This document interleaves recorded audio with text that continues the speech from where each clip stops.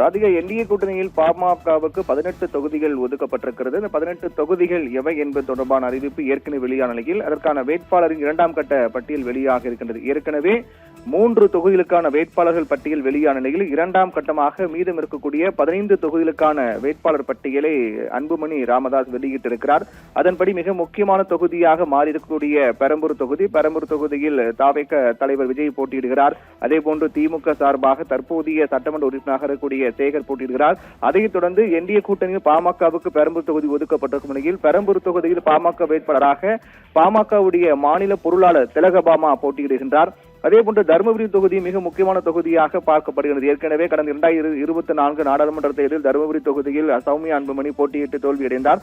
அதைத் தொடர்ந்து மீண்டும் அவருக்கு சட்டமன்ற தொகுதியாக தருமபுரி தொகுதி வழங்கப்பட்டிருக்கிறது. தருமபுரி தொகுதியில் சௌமியா அன்புமணி போட்டியிடுகின்றார். விருத்தாச்சலம் தொகுதி பாமக ஒதுக்கப்பட்டிருக்கும் நிலையில் விருத்தாச்சலம் தொகுதியில் தமிழரசி ஆதிமூலம் MBBS அவர் மருத்துவராக இருக்கக்கூடிய நிலையில் தமிழரசி ஆதிமூலம் விருத்தாச்சலம் தொகுதியில் போட்டியிடுகின்றார். பெரம்பூர் தொகுதியில் திலகபாமா, அதேபோன்று தருமபுரி தொகுதியில் சௌமியா அன்புமணி, விருத்தாச்சலம் தொகுதியில் தமிழரசி ஆதிமூலம் போட்டியிடுகின்றார். சேலம் மேற்கு தொகுதியும் பாமக ஒதுக்கப்பட்டிருக்கிறது. சேலம் மேற்கு தொகுதியில் கார்த்தி போட்டியிடுகிறார். கார்த்தி சேலம் மேற்கு தொகுதியில் போட்டியிடுகிறார். முன்னாள் சட்டமன்ற உறுப்பினராக இருக்கக்கூடிய கார்த்திக் சேலம் மேற்கு தொகுதியில் போட்டியிடுகின்றார். அதேபோன்று பெண்ணாகரம் தொகுதியும் பாமக ஒதுக்கப்பட்டிருக்கிறது. பெண்ணாகரம் தொகுதியில் செல்வம் போட்டியிடுகிறார். செல்வம் பெண்ணாகரம் தொகுதியில் போட்டியிடுகிறார். அவர் மாநில துணைத் தலைவராக இருக்க பாமகவுடைய அன்புமணி தலைமையிலான பாமகவுடைய மாநில துணைத் தலைவராக இருக்கக்கூடிய செல்வம் பெண்ணாகரம் தொகுதியில் போட்டியிடுகின்றார். அதேபோன்று போலூர் தொகுதியும் பாமக ஒதுக்கப்பட்டிருக்கிறது. போலூர் தொகுதியில் CR பாஸ்கரன் போட்டியிடுகிறார். அவர் மாநில கொள்கை விளக்க செயலாளராக இருக்கக்கூடிய நிலையில் CR பாஸ்கரனுக்கு அங்கு வாய்ப்பு வழங்கப்பட்டிருக்கு. போலூர் தொகுதியில் CR பாஸ்கரன் போட்டியிடுகின்றார். அடுத்ததாக திருப்போரூர் தொகுதியில் மிகுந்த முக்கியத்துவம் வாய்ந்த தொகுதியாக பார்க்கப்படுகின்றது. திருப்போரூர் தொகுதியில் பாலு போட்டியிடுகிறார். திருப்போரூர் தொகுதி பாலுக்கு ஒதுக்கப்பட்டிருக்கிறது. திருப்போரூர் தொகுதியில் பாமக பாட்டாளி மக்கள் கட்சியின் வேட்பாளராக பாலு அங்கு போட்டியிடுகின்றார். அவர் பாமகவினுடைய செய்தி தொடர்பாளராக இருக்கின்றார். ஜெயங்கொண்டம் தொகுதியும் பாமக ஒதுக்கப்பட்டிருக்கும் நிலையில் ஜெயங்கொண்டம் தொகுதியில் வைத்தி போட்டியிடுகிறார். அவரும் கட்சியின் மிக முக்கிய பொறுப்பு கொடுக்கப்பட்டிருக்கும் நிலையில் ஜெயங்கொண்டம் தொகுதியில் வைத்தி களம் காண்கின்ற பாமக வேட்பாளராக மாநில இணை பொதுச் செயலராக இருக்கக்கூடிய வைத்தி ஜெயங்கொண்டம் தொகுதியில் பாமக வேட்பாளராக போட்டியிடுகின்றார். அதைத் தொடர்ந்து சேலம் வடக்கு தொகுதியும் பாமகவுக்கு ஒதுக்கப்பட்டிருக்கிறது. சேலம் வடக்கு தொகுதியின் வேட்பாளராக பாமக வேட்பாளராக சதாசிவம் போட்டியிடுகிறார். அவர் சதாசிவம் பாமக வேட்பாளராக சேலம் வடக்கு தொகுதியில் போட்டியிடுகின்றார். அதைத் தொடர்ந்து விக்கிரவாண்டி தொகுதி பாமகவுக்கு ஒதுக்கப்பட்டிருக்கும் நிலையில் விக்கிரவாண்டி தொகுதியில் சிவகுமார் போட்டியிடுகின்றார். சிவகுமார் விக்கிரவாண்டி தொகுதியில் போட்டியிடுகின்றார். சோளிங்கர் தொகுதி பாமகவுக்கு ஒதுக்கப்பட்டிருக்கும் நிலையில் சோளிங்கர் தொகுதியில் பாமக வேட்பாளராக சரவணன் களம் காண்கின்றார். சரவணன் சோளிங்கர் தொகுதியில் போட்டியிடுகின்றார். மயிலாடுதுறை தொகுதியில் பழனிசாமி போட்டியிடுகின்றார். திரு சித்தமல்லி பழனிசாமி மயிலாடுதுறை தொகுதியில் சித்தமல்லி பழனிசாமி போட்டியிடுகிறார். மயிலாடுதுறை தொகுதி ஒதுக்கப்பட்டிருக்கிறது. அதே போன்று உத்திரமேரூர் தொகுதியில் பாமக வேட்பாளராக மகேஷ்குமார் போட்டியிடுகிறார். மகேஷ்குமார் மாவட்ட செயலாளராக இருக்கின்றார். மகேஷ்குமார் உத்திரமேரூர் தொகுதியில் போட்டியிடுகிறார் பாமக வேட்பாளராக மகேஷ்குமார். அதே போன்று ரிஷிவந்தியம் தொகுதி செழியன் ஒதுக்கப்பட்டிருக்கு. ரிஷிவந்தியம் தொகுதி செழியன் போட்டியிடுகின்றார். ரிஷிவந்தியம் தொகுதியில் பாமக வேட்பாளராக செழியன் களம் காண்கின்றார். காட்டுமன்னார் கோயில் தனி தொகுதியாக இருக்கின்றது. காட்டுமன்னார் கோயில் அந்த தொகுதியில் பாமக வேட்பாளராக மருத்துவர் அன்பு சோழன் போட்டியிடுகின்றார். மிக முக்கியமான ஒரு தொகுதியாக காட்டுமன்னார் கோயில் தொகுதியும் பார்க்கப்படுகின்றது. இங்கு நேரடியான போட்டி விசிகாவுக்கும் பாமகவுக்கும் இருக்கக்கூடிய நிலையில் பாமக சார்பாக காட்டுமன்னார் கோயில் தனி தொகுதியில் அன்பு சோழன் போட்டியிடுகிறார். அங்கு ஏற்கனவே விசிக சார்பாக திமுக கூட்டணியில் அங்கம் வகிக்கக்கூடிய விசிக அங்கு போட்டியிடுகின்றது. காட்டுமன்னார் கோயில் தொகுதி ஒதுக்கப்பட்டிருக்கிறது. அங்கு விசிக சார்பாக விசிகாவுடைய தலைவர் திருமாவளவன் அங்கு போட்டியிடுகின்றார். அதைத் தொடர்ந்து பாமக சார்பாக என்டிஏ கூட்டணியில் காட்டுமன்னார் கோயில் தொகுதி பாமகவுக்கு ஒதுக்கப்பட்டிருக்கிறது. அங்கு விசிக தலைவர் திருமாவளவனை எதிர்த்து அன்பு சோழன் பாமக சார்பாக போட்டியிடுகின்றார். ஏற்கனவே 3 தொகுதிகளுக்கான வேட்பாளர் பட்டியல் முதற்கட்டமாக வெளியான நிலையில் அதைத் தொடர்ந்து மீதம் இருக்கக்கூடிய 15 தொகுதிகளுக்கான வேட்பாளர் பட்டியல் வெளியிடப்பட்டிருக்கு. 3 தொகுதிகளுக்கான வேட்பாளர் பட்டியல் கடந்த 25ஆம் தேதி வெளியான நிலையில் தற்போது 15 தொகுதிகளுக்கான மீதம் இருக்கக்கூடிய வேட்பாளர் பட்டியல் வெளியாக இருக்கிறது. இதன் மூலமாக ஒட்டுமொத்தமாக பாமக ஒதுக்கப்பட்டிருக்கூடிய 18 தொகுதிகளுக்கான வேட்பாளர் பட்டியல் வெளியாக இருக்கின்றது. அதன்படி ஒட்டுமொத்தமாக ஏற்கனவே வெளியேற்றக்கூடிய 3 தொகுதிகளும் சேர்த்து பார்த்தோம் என்றால் நாகை மாவட்டம் கீழ்வேளூர் தொகுதியில் பாமக பொதுச் செயலாளர் வடிவேல் ராவணன் போட்டியிடுகின்றார். அதற்கு பிறகு பாமக முன்னாள் இளைஞரணி தலைவர் கணேஷ்குமார் விழுப்புரம் மாவட்டம் செஞ்சி தொகுதியில் போட்டியிடுகின்றார். சென்னை அம்பத்தூர் தொகுதியில் பாமக வேட்பாளராக KN சேகர் போட்டியிடுவார் என அறிவிக்கப்பட்டிருக்கு. இப்படியாக 3 மிக முக்கியமான தொகுதிக்கான வேட்பாளர் பட்டியல் முதற்கட்டமாக கடந்த 25ஆம் தேதி வெளியானது. அதன்படி நாகை மாவட்டம் கீழ்வெள்ளு தொகுதியில் பாமக பொதுச் செயலாளர் வடிவேல் ராவணன் போட்டியிடுகின்றார். பாமக முன்னாள் இளைஞரணி தலைவர் கணேஷ்குமார் விழுப்புரம் மாவட்டம் செஞ்சி தொகுதியில் போட்டியிடுகின்றார். அதைத் தொடர்ந்து சென்னை அம்பத்தூரில் பாமக வேட்பாளராக KN சேகர் போட்டியிடுவார் என அறிவிக்கப்பட்டது. அதுபோக மீதம் இருக்கக்கூடிய 15 தொகுதிகளுக்கான வேட்பாளர் பட்டியல் தற்போது வெளியாக இருக்கிறது. மீண்டும் அந்த 15 தொகுதிகளுக்கான வேட்பாளர் பட்டியலை நாம் பார்க்கலாம். திருப்பூர் தொகுதியில் K பாலு போட்டியிடுகின்றார். ஜெயங்கொண்டம் தொகுதியில் வைத்தி போட்டியிடுகின்றார் ஜெயங்கொண்டம் தொகுதியில். சேலம் வடக்கு தொகுதியில் S சதாசிவம் போட்டியிடுகின்றார். விக்கிரவாண்டி தொகுதியில் சிவக்குமார் பாமக வேட்பாளராக அறிவிக்கப்பட்டிருக்கிறார். சோளிங்கர் தொகுதியில் வழக்கறிஞர் சரவணன் போட்டியிடுகின்றார். மயிலாடுதுறை தொகுதியில் சித்தமல்லி A பழனிசாமி போட்டியிடுகின்றார். உத்தரமேரு தொகுதியில் மகேஷ்குமார் களம் காண்கின்றார். மகேஷ்குமார். ரிஷிவந்தியம் தொகுதியில் அப்பா செழியன் போட்டியிடுகின்றார். காட்டுமன்னார் கோயில் தனி தொகுதியாக இருக்கின்றது. அங்கு அன்பு சோழன் போட்டியிடுகின்றார். இதேபோன்று பெரம்பூர் தொகுதியில் திலகபாமா போட்டியிடுகிறார். தருமபுரி தொகுதியில் சௌமியா அன்புமணி போட்டியிடுகிறார். விருத்தாச்சலம் தொகுதியில் தமிழரசி ஆதி மூலம் போட்டியிடுகின்றார். சேலம் மேற்கு தொகுதியில் கார்த்தி போட்டியிடுகின்றார். பெண்ணாகரம் தொகுதியில் செல்வம் போட்டியிடுகின்றார். போலூர் தொகுதியில் CR பாஸ்கரன் போட்டியிடுகிறார். இதில் மிக முக்கிய தொகுதியாக பார்க்கப்படக்கூடியது காட்டுமன்னார் கோயில் தனி தொகுதியாக நிலையில் அது மிக முக்கிய தொகுதியாக பார்க்கப்படுகிறது. அதே போன்று பெரம்பூர் தொகுதி அங்கு தாவேக தலைவர் விஜய் முதல் முறையாக தேர்தலில் களம் காணும் சூழ்நிலையில் அந்த தொகுதியும் நட்சத்திர அந்தஸ்து பெற்ற தொகுதியாக மாறியிருக்கின்றது. அங்கு யார் எந்தெந்த கட்சிகள் போட்டியிடுகிறார்கள் என்பதும் மிகுந்த முக்கியத்துவம் வாய்ந்த ஒன்றாக பார்க்கப்படுகிறது. அதன் அடிப்படையில் பார்க்கும்போது காட்டுமன்னார் கோயில் தனி தொகுதி, பெரம்பூர் தொகுதி, அதே போன்று தருமபுரி தொகுதி மிக முக்கியமான தொகுதியாக பார்க்கப்படுகிறது. இப்படியாக பாமக ஒதுக்கப்பட்டிருக்கூடிய 18 தொகுதிகளில் சில முக்கியமான தொகுதிகளும் அதற்கான வேட்பாளர்கள் வெளியாக இருக்கிறது. ஒட்டுமொத்தமாக 18 தொகுதிகளுக்கான வேட்பாளர்கள் வெளியாக இருக்கின்றது. அதில் பெரம்பூர் தொகுதியில் திலகபாமா போட்டியிடுகிறார். ஏற்கனவே உத்தேச பட்டியல் வெளியாகும் போதே பெரம்பூர் தொகுதியில் திலகபாமா தான் போட்டியிடுவார் என அறிவிக்கப்பட்டு பொருளாளராக அவர் போட்டியிடுகின்றார். அதைத் தொடர்ந்து பொருளாளராக பாமகவின் பொருளாளராக இருக்கக்கூடிய திலகபாமா பெரம்பூர் தொகுதியில் போட்டியிடுகின்றார். பெரம்பூர் தொகுதியில் திமுக சார்பாக நேரடியாக திமுக அங்கு களம் காண்கிறது. RD சேகர் போட்டியிடுகிறார். அவர் தற்போதைய சட்டமன்ற உறுப்பினராக இருக்கின்றார்.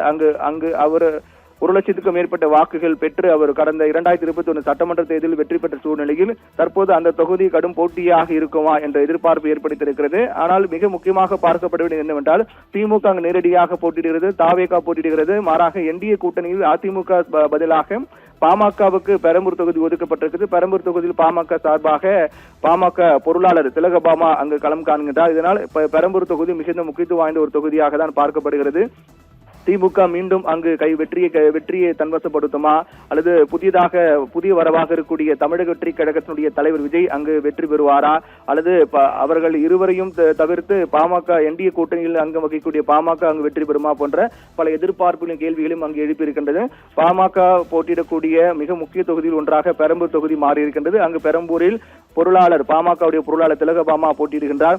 அதே போன்று தருமபுரி தொகுதியை பொறுத்தவரையில் சௌமியா அன்புமணி போட்டியிடுகிறார். ஏற்கனவே தருமபுரி தொகுதியில் அங்கு 2024 நாடாளுமன்ற தேர்தல் நடைபெற்ற போது அங்கு அவர் போட்டியிட்டு தோல்வியடைந்தார். அதனால் தருமபுரி தொகுதியும் பாமகவுக்கு ஒரு அதிக செல்வாக்கு நிறைந்த ஒரு தொகுதியாக தான் பார்க்கப்படுகிறது.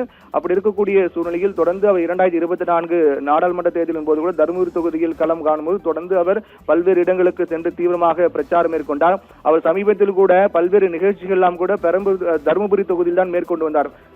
பெண்களை மையப்படுத்தி பெண்களுக்கு முக்கியத்துவம் கொடுக்கும் வகையில் தேர்தல் பிரச்சாரம் மேற்கொள்ளும் வகையில் பல்வேறு கூட்டங்கள்லாம் பொதுக்கூட்டங்கள்லாம் நடைபெற்றது. அனைத்து கூட்டங்களும் தருமபுரியில் தான் நடைபெற்றது. தருமபுரியில் சௌமியா அன்புமணி தொடர்ந்து அங்கு கவனம் செலுத்தி வந்து சௌமியா அன்புமணி அதிக முக்கியத்துவம் கொடுத்த தொகுதியாக தருமபுரி தொகுதி பார்க்கப்பட்டது. ஆனால் தருமபுரி தொகுதியில் பாமகவுக்கு அது குறிப்பு பாமக என்பதை விட அங்கு சௌமியா அன்புமணிக்கு அதிக செல்வாக்கு இருக்கக்கூடிய ஒரு தொகுதியாக பார்க்கப்படுகிறது. அப்படி இருக்கக்கூடிய சூழ்நிலையில் தான் தருமபுரி தொகுதியில் பாமக தலைவர் அன்புமணியுடைய மனைவி சௌமியா அன்புமணி அங்கு களம் காண்கின்றார். அதனால் தருமபுரி தொகுதியும் மிகுந்த முக்கியத்துவம் வாய்ந்த கவனத்தை ஈர்த்திருக்கக்கூடிய தொகுதியாக பார்க்கப்படுகிறது.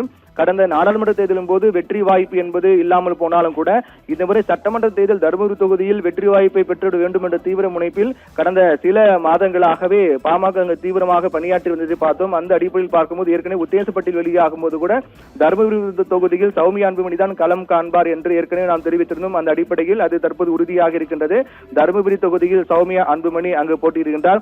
விருத்தாச்சலம் விருத்தாச்சலம் தொகுதியில் தமிழரசி ஆதிமூலம், விருத்தாச்சலம் தொகுதி பாமக ஒதுக்கப்பட்ட தொகுதியாக இருக்கிற சூழ்நிலையில் விருத்தாச்சலம் தொகுதியில் தமிழரசி ஆதிமூலம் போட்டியிடுகிறார். அவர் பாமகவுடைய மாநில செயலாளராக இருக்கின்றார். மகளிர் சங்கம் உள்ளிட்ட முக்கிய பொறுப்புகள் எல்லாம் அவருக்கு கொடுக்கப்பட்டிருக்கிற சூழ்நிலையில் விருத்தாச்சலம் தொகுதியில் தமிழரசி ஆதிமூலம் மருத்துவராக இருக்கிறார். MBBS படித்த மருத்துவராக இருக்கக்கூடிய தமிழரசி ஆதிமூலம் விருத்தாச்சலம் தொகுதியில் போட்டியிடுகின்றார் பாமக சார்பாக.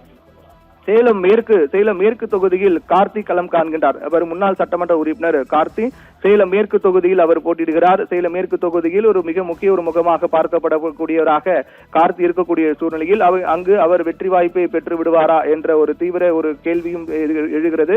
அதன் அடிப்படையில் பார்க்கும்போது சேலம் மேற்கு தொகுதியில் NDA கூட்டணி பாமக ஒதுக்கப்பட்ட நிலையில் சேலம் மேற்கு தொகுதியில் கார்த்தி அங்கு களம் காண்கின்றார். பாமகவுடைய முன்னாள் சட்டமன்ற உறுப்பினராக இருக்கக்கூடிய கார்த்தி சேலம் மேற்கு தொகுதியில் போட்டியிடுகிறார்.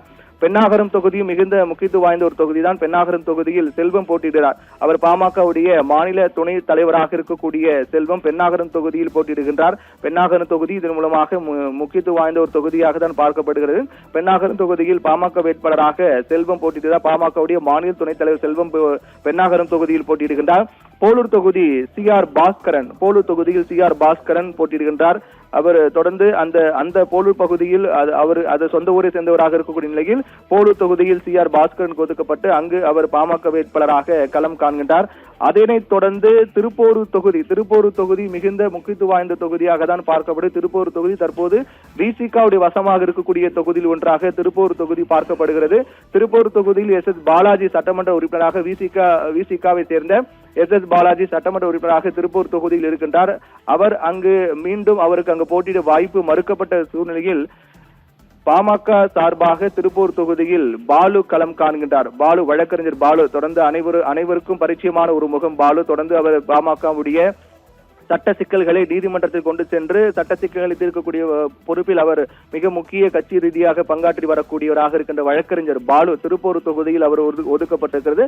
கடந்த முறை திருப்பூர் தொகுதியிலும் நேரடியாக விசிக பாமக மோதியது. ஆனால் அந்த மோதலில் விசிக வெற்றி பெற்றது. விசிகாவை சேர்ந்த SS பாலாஜி கடந்த முறை 2021 சட்டமன்ற தேர்தலில் திருப்பூர் தொகுதியில் வெற்றி பெற்று சட்டமன்ற உறுப்பினராக இருக்கக்கூடிய சூழ்நிலையில் மீண்டும் SS பாலாஜிக்கு அங்கு வாய்ப்பு வழங்கப்படும் என எதிர்பார்க்கப்பட்டது. ஆனால் மாறாக SS பாலாஜிக்கு அங்கு வாய்ப்பு வழங்கப்படவில்லை. ஆனால் திருப்பூர் தொகுதியில் NDA கூட்டணிக்கு பாமக ஒதுக்கப்பட்ட சூழ்நிலை இந்த முறையும் பாமக தான் அங்கு நேரடியாக போட்டியிடுகிறது. பாமகவும் விசிகாவும் மோதக்கூடிய ஒரு தொகுதியாக திருப்பூர் தொகுதி பார்க்கப்படுகிறது. ஒட்டுமொத்தமாக 2 சட்டமன்ற தொகுதிகள் பாமக விசிக நேரடியாக மோதக்கூடிய தொகுதியாக இருக்கிறது. ஒன்று திருப்பூர், மற்றொன்று காட்டுமன்னார் கோயில் தனி தொகுதி. இந்த 2 தொகுதியிலும் பாமக விசிக நேரடியாக மோதக்கூடிய தொகுதியாக இருக்கிறது. அந்த அடிப்படையில் பார்க்கும்போதுதான் திருப்பூர் தொகுதியும் கவனத்தை ஈர்க்கக்கூடிய மிக முக்கிய தொகுதியாக பார்க்கப்படுகிறது. திருப்பூர் தொகுதியில் பாலு போட்டியிடுகிறார்.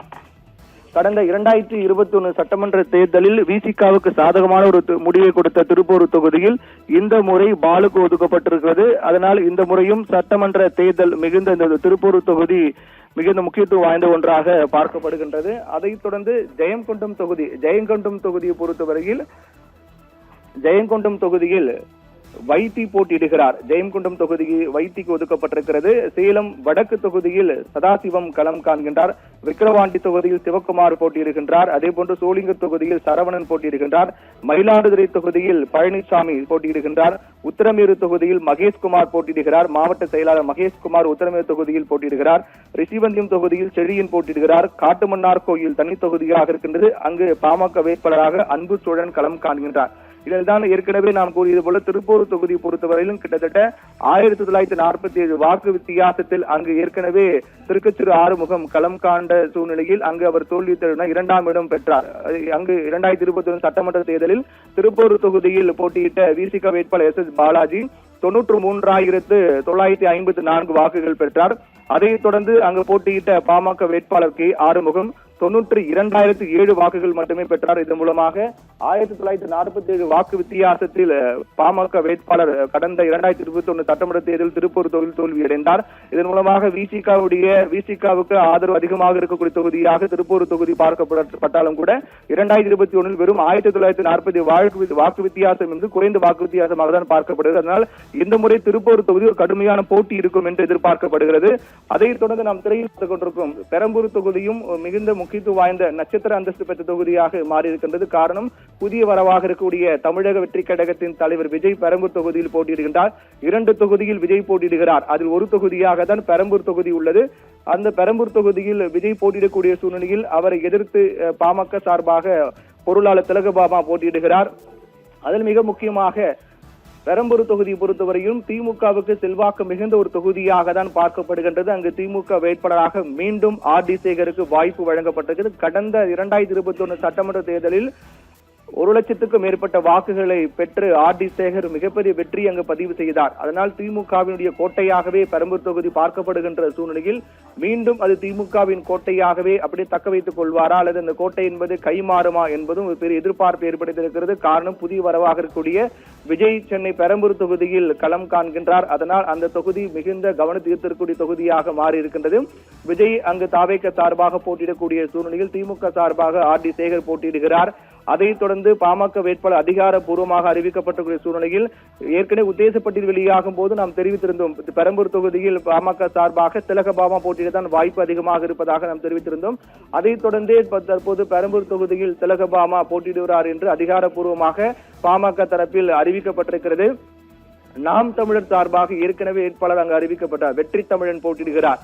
நாம் தமிழர் கட்சியின் சார்பாக வெற்றி தமிழன் பெரம்பூர் தொகுதியில் போட்டியிடுகிறார். இப்படியாக பெரம்பூர் தொகுதி மிகுந்த முக்கியத்துவம் வாய்ந்த ஒரு தொகுதியாக தான் பார்க்கப்படுகிறது. விருத்தாச்சலம் தொகுதியை பார்க்கின்றோம். விருத்தாச்சலம் தொகுதியில் அங்கு தேமுதிகவினுடைய பொதுச் செயலாளர் பிரேமலதா விஜயகாந்த் களம் காணக்கூடிய தொகுதி என்பதால் விருத்தாச்சலம் தொகுதியும் மிகுந்த முக்கியத்துவம் வாய்ந்த ஒரு தொகுதியாக பார்க்கப்படுகின்றது. விருத்தாச்சலம் தொகுதியில் என்டிஏ கூட்டணி சார்பாக பாமக ஒதுக்கப்பட்டிருக்கிற சூழ்நிலையில் அங்கு தமிழரசு யாதி மூலம் களம் காண்கின்றார். 3 பெண்கள், நாம் தமிழர் கட்சி உட்பட பாமக, நாம் தமிழர் மற்றும் தேமுதிக என 3 பெண்கள் அங்கு களம் காணக்கூடியதாக இருக்கின்றது. தாவேக சார்பாக விஜய் அங்கு போட்டியிடுகின்றார். விஜய் என்றால் தாவேக தலைவர் அல்ல, மற்றொரு விஜய் அங்கு போட்டியிடுகின்றார். இப்படியாக விருத்தாச்சலம் தொகுதியும் கடலூர் மாவட்டம் விருத்தாச்சலம் தொகுதியும் கடுமையான போட்டி இருக்குமா அல்லது திமுக கூட்டணியில் இருக்கக்கூடிய தேமுதிகவுக்கு அங்கு வெற்றி வாய்ப்பு இருக்குமா என்பதும் பொறுத்திருந்தான் பார்க்க வேண்டும். விருத்தாச்சலம் தொகுதியில் தேமுதிக சார்பாக பிரேமலதா போட்டியிடுகின்றார். திமுக கூட்டணி தேமுதிக சார்பாக பிரேமலதா போட்டியிடுகின்றார். தமிழரசு யாதி மூலம் பாட்டாளி மக்கள் கட்சியின் சார்பாக அதிகாரப்பூர்வ வேட்பாளராக அறிவிக்கப்பட்டிருக்கிறார். தமிழரசு யாதி மூலம் விருத்தாச்சலம் தொகுதியில் போட்டியிடுகிறார். அதே போன்று நாம் தமிழர் கட்சியின் சார்பாக ஆனந்தி அங்கு களம் காண்கின்றார். தமிழக வெற்றி கழகத்தின் சார்பாக விஜய் அங்கு போட்டியிடுகிறார். இப்படியாக 3 பெண்கள் மற்றும் தாவைக்க சார்பாக ஒரு ஆண் வேட்பாளர் என முக்கியத்துவம் வாய்ந்த ஒரு தொகுதியாக தான் விருத்தாச்சல தொகுதியும் மாறி இருக்கின்றது. சௌமியா அன்புமணி தர்மபுரி தொகுதியிலும், திலகபாமா பெரம்பூர் தொகுதியிலும், வழக்கறிஞர் பாலு திருப்பூர் தொகுதியும் போட்டியிடுவதால் இந்த 3 தொகுதிகள் என்பதும் மிகுந்த முக்கியத்துவம் வாய்ந்த தொகுதியாக ஏற்கனவே பாமகவுக்கு 18 தொகுதி ஒதுக்கப்பட்ட சூழ்நிலையில் 3 தொகுதிகள் மிகுந்த முக்கியத்துவம் வாய்ந்த தொகுதியாக திருப்பூர் தொகுதி வழக்கறிஞர் கே பாலு, அதே போன்று தர்மபுரி தொகுதியில் அன்புமணியின் மனைவி சௌமியா அன்புமணி மற்றும் பெரம்பூர் தொகுதியில் திலகபாமா போட்டியிடுகிறார். சௌமியா அன்புமணி தர்மபுரி தொகுதியிலும், திலகபாமா பெரம்பூர் தொகுதியிலும், வழக்கறிஞர் பாலு திருப்பூர் தொகுதியும் போட்டியிடுவதால் இந்த 3 தொகுதிகள் என்பதும் மிகுந்த முக்கியத்துவம் வாய்ந்த தொகுதியாக ஏற்கனவே பாமகவுக்கு 18 தொகுதி ஒதுக்கப்பட்ட சூழ்நிலையில் 3 தொகுதிகள் மிகுந்த முக்கியத்துவம் வாய்ந்த தொகுதியாக திருப்பூர் தொகுதி வழக்கறிஞர் கே பாலு, அதே போன்று தர்மபுரி தொகுதியில் அன்புமணியின் மனைவி சௌமியா அன்புமணி மற்றும் பெரம்பூர் தொகுதியில் திலகபாமா போட்டியிடுகிறார். அதனால் இந்த 3 தொகுதியும் மிகுந்த முக்கியத்துவம் வாய்ந்த தொகுதியாக பார்க்கப்படுகிறது. அதே போன்று நாகை மாவட்டம் கீழ்வேலூர் தொகுதியில் பாமக பொதுச் செயலாளர் வடிவேல் ராவணன் போட்டியிடுகின்றார். பாமகவுடைய முன்னாள் இளைஞரணி தலைவர் கணேஷ்குமார் விழுப்புரம் மாவட்டம் செஞ்சி தொகுதி அவருக்கு ஒதுக்கப்பட்டது. சென்னை அம்பத்தூரில் பாமக வேட்பாளராக KN சேகர் போட்டியிடுகின்றார். இப்படியாக 3 தொகுதிகள், அதாவது நாகை மாவட்டம் கீழ்வேலூர் தொகுதி, அதே போன்று விழுப்புரம் மாவட்டம் செஞ்சி தொகுதி மற்றும் சென்னை அம்பத்தூர் தொகுதி ஆகிய 3 தொகுதிகளுக்கான வேட்பாளர்கள் ஏற்கனவே முதற்கட்டமாக வெளியாகும் நிலையில் 2ஆம் கட்டமாக மீதம் இருக்கக்கூடிய 15 தொகுதிகளுக்கான வேட்பாளர்கள் வெளியிடப்பட்டிருக்கிறது. அந்த 15 தொகுதிகள் வேட்பாளர் தான் பார்த்துக் கொண்டிருக்கும். காட்டுமன்னார் கோயில் தனி தொகுதியாக இருக்கின்றது. காட்டுமன்னார் கோயில் பொறுத்தவரையில் அன்பு சோழன் அங்கு போட்டியிடுகின்றார். ஜெயங்குண்டம் தொகுதியில் க வைத்தி, சேலம் வடக்கு தொகுதியில் எஸ் சதாசிவம், விக்கிரவாண்டி தொகுதியில் சிவகுமார், சோளிங்கர் தொகுதியில் சரவணன், மயிலாடுதுறை தொகுதியில் சித்தமல்லி பழனிசாமி, உத்தரமேரு தொகுதியில் பி மகேஷ்குமார், ரிஷிவந்தியம் தொகுதியில் ஆப்பா செழியன் போட்டியிடுகிறார்கள். அதே போன்று திருப்பூர் தொகுதியில் வழக்கறிஞர் கே பாலு மற்றும் ஜெயங்குண்டம் தொகுதியில் வைத்தி, சேலம் வடக்கு தொகுதியில் சதாசிவம், விக்கிரவாண்டி தொகுதியில் சிவகுமார், சோளிங்கர் தொகுதியில் சரவணன், மயிலாடுதுறை தொகுதியில் சித்தமல்லி பழனிசாமி, உத்தரமேரு தொகுதியில் மகேஷ்குமார், ரிஷிவந்தியம் தொகுதியில் ஆப்பா செழியன், காட்டுமன்னார் கோயில் தனி தொகுதியாக இருக்கிறது. அங்கு அன்பு சோழன் போட்டியிடுகிறார்கள். பெரம்பூர் தொகுதியில் திலகபாமா போட்டியிடுகிறார். தருமபுரி தொகுதியில் சௌமியா அன்புமணி, விருத்தாச்சலம் தொகுதியில் தமிழரசி ஆதிமூலம், சேலம் மேற்கு தொகுதியில் மு கார்த்தி மற்றும் பெண்ணாகரம் தொகுதியில் செல்வம், போலூர் தொகுதியில் CR பாஸ்கரன் என ஒட்டுமொத்தமாக முதற்கட்டமாக 3 வேட்பாளர்கள், அதைத் தொடர்ந்து தற்போது 15 வேட்பாளர்கள் என 18 தொகுதிகளுக்கான வேட்பாளர் பட்டியல் பாமக முழுவதுமாக வெளியிட்டிருக்கிறார்கள். பல்வேறு கட்சிகள் தேர்தலில் போட்டியிடக்கூடிய பல்வேறு கட்சிகள் வேட்பாளர்களை முழுவதுமாக அறிவித்து வந்த சூழ்நிலையில் பாமக தரப்பில் ஏற்கனவே 3 தொகுதிக்கான வேட்பாளர் பட்டியல் மட்டும் வெளியானது. அதைத் தொடர்ந்து தற்போது மீதம் இருக்கக்கூடிய 15 தொகுதிக்கான வேட்பாளர் பட்டியல், இந்த 15 தொகுதிக்கான வேட்பாளர் பட்டியலும் பொறுத்தவரையில் பெரம்பூர் மற்றும் தருமபுரி, அதே போன்று விருத்தாச்சலம், காட்டுமன்னார் கோயில் தனி தொகுதி, திருப்பூர் தொகுதி உள்ளிட்ட 3-4 தொகுதிகள் மிகுந்த முக்கியத்துவம் வாய்ந்த தொகுதியாக பார்க்கப்படுகிறது. காட்டுமன்னார் கோயில் தனி தொகுதியாக இருக்கிறது. கிட்டத்தட்ட 11 ஆண்டுகளுக்கு பிறகு அங்கு விசிக தலைவர் திருமாவளவன் மீண்டும் போட்டி 2016ஆம் ஆண்டு போட்டியிட்டார். அதைத் தொடர்ந்து மீண்டும் அவர் அங்கு மாநில அரசியலுக்கு வந்திருக்கிறார். மாநில அரசு இந்த தேர்தலுக்கு பிறகாக ஒரு பெரிய மாற்றத்தை காண போகிறது என்ற ஒரு பெரிய தாக்கத்தை ஏற்படுத்த போகிறது. அதனால் மீண்டும் மாநில அரசியலில் நான் ஆதிக்கம் செலுத்த தாக்கம் ஏற்படுத்த போகிறது என்ற காரணத்தால் மீண்டும் மாநில அரசியலுக்கு திரும்புகிறேன் என்று விசிக தலைவர் திருமாவளவன் தெரிவித்திருந்த நிலையில் காட்டுமன்னார் கோயிலில் மீண்டும் விசிக தலைவர் திருமாவளவன் போட்டியிடுகின்றார். அதைத் தொடர்ந்து பாமக வேட்பாளர் திருமாவளவனை எதிர்த்து பாமக சார்பாக அன்புச்சூழன் அங்கு களம் காண்கின்றார். நாம் தமிழ் வேட்பாளர் சிவஜோதி அங்கு போட்டியிடுகின்றார். தாவேக சார்பாக சீனிவாசன் போட்டியிடுகிறார். அதனால் காட்டுமன்னார் கோயிலும் மிகுந்த முக்கியத்துவம் வாய்ந்த தொகுதியாக பார்க்கப்படுகிறது. ஏற்கனவே 3 தொகுதிகளுக்கான வேட்பாளர்கள், அதைத் தொடர்ந்து மீதம் இருக்கக்கூடிய 15 தொகுதிகளுக்கான வேட்பாளர்கள் என ஒட்டுமொத்தமாக பாமக ஒதுக்கப்பட்ட 18 தொகுதிகளுக்கான வேட்பாளர் பட்டியல் முழுவதுமாக வெளியாக இருக்கின்றது.